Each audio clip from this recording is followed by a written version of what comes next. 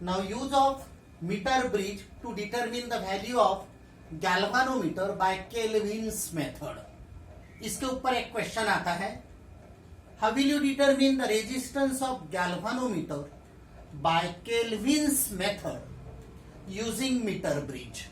How will you determine the value of galvanometer resistance by Kelvin's method using meter bridge? अब इसमें क्या होता है, तो पहले तो आपको इसमें भी कंस्ट्रक्शन के साथ पूछा तो कंस्ट्रक्शन लिखेंगे, कंस्ट्रक्शन के साथ नहीं पूछा तो determination of value of galvanometer resistance by using metre bridge, वहां से स्टार्ट करेंगे.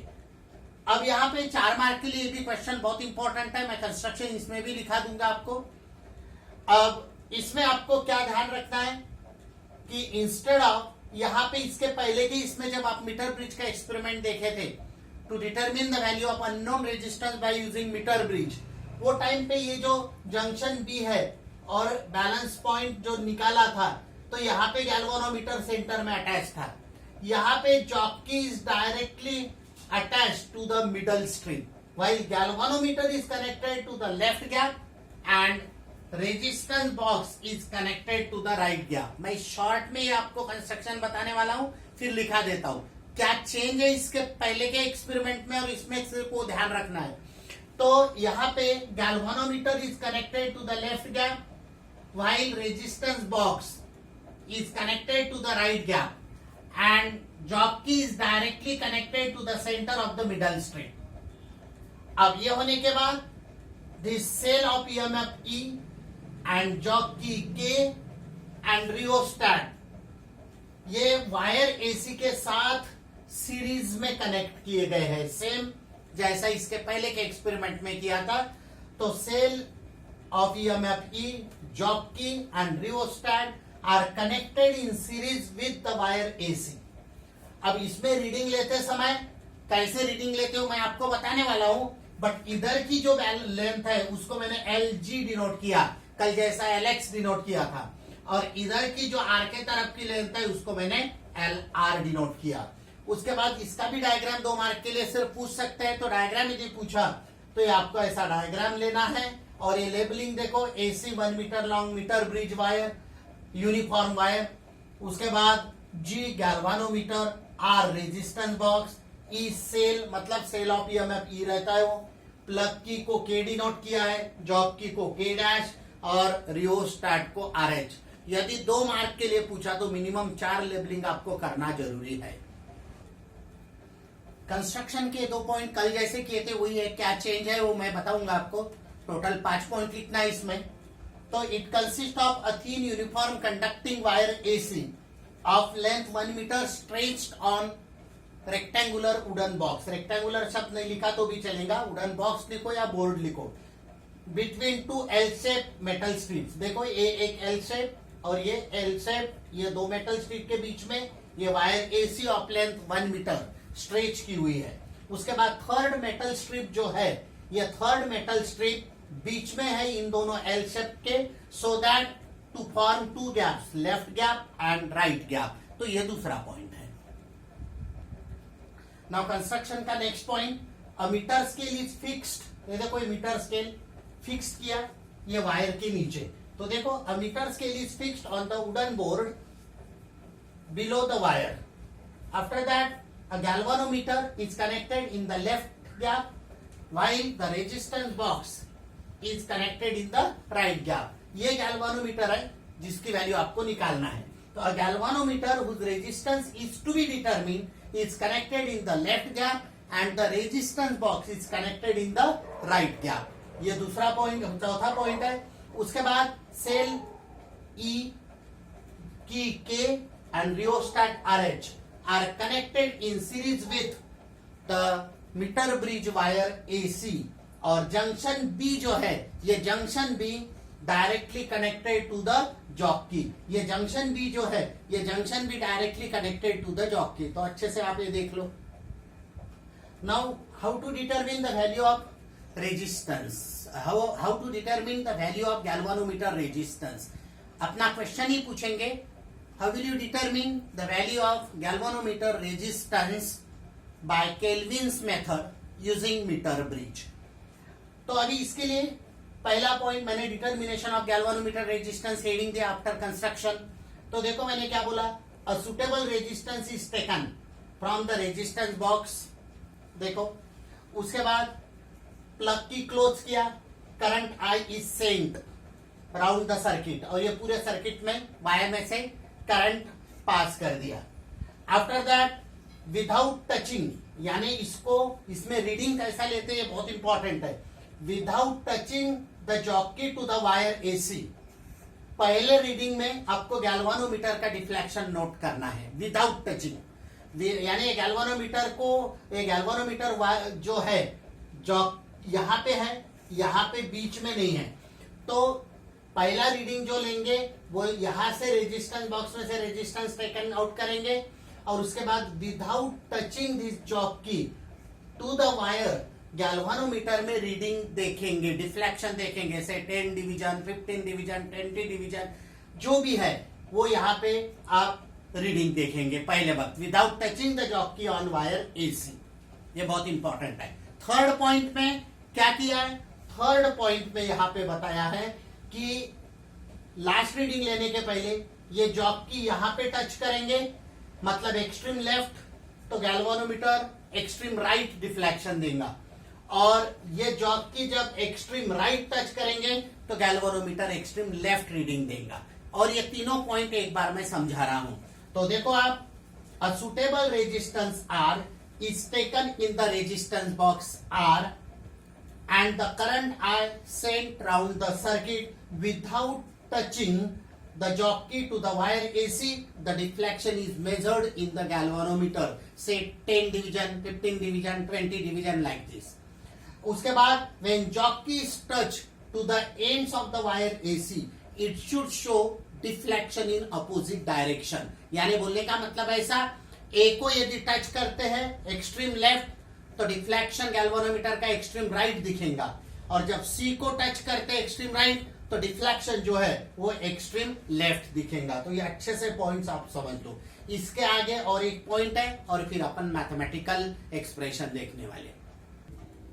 मैंने आपको बताया था कि पहले क्या करना है, विदाउट टचिंग जॉकी, इसमें जब करंट प्ले सेंड करेंगे वायर में से, तो विदाउट टचिंग जॉकी गैल्वानोमीटर का आपको रीडिंग लेना है, से 10 डिवीजन, 15 डिवीजन या 20 डिवीजन।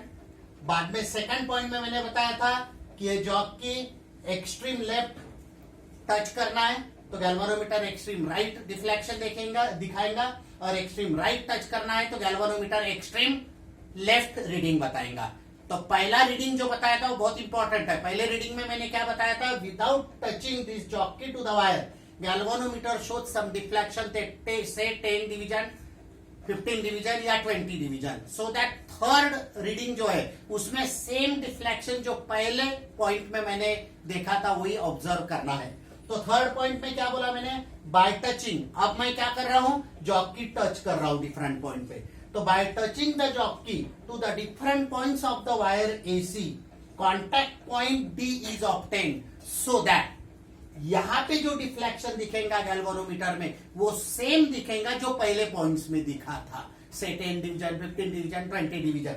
तो यहाँ पे देखो, by touching the jockey to the different point of the wire AC, the contact point D is obtained, which for which the galvanometer shows same deflection as before यानी जो पहले points में अपन ने डिस्कस किया था, that is points B and D are equipotential. और इसका mathematics जो है वो सेम है जैसा कल अननोन रेजिस्टेंस के लिए निकाला था।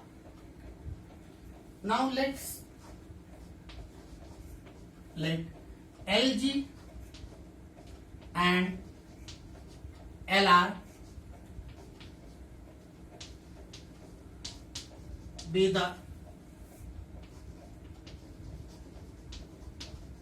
balancing length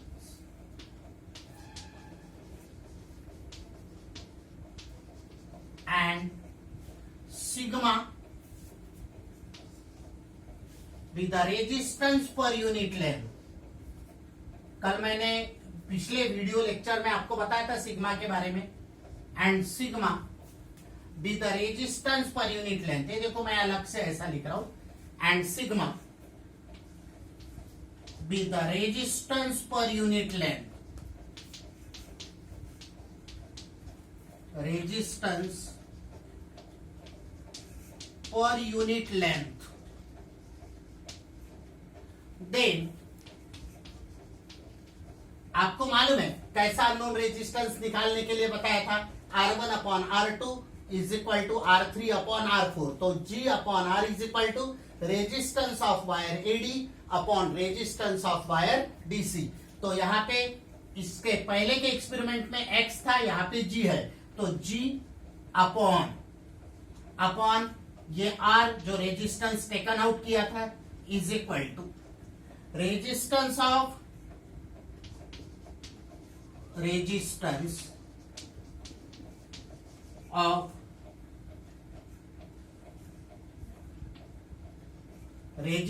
of wire AD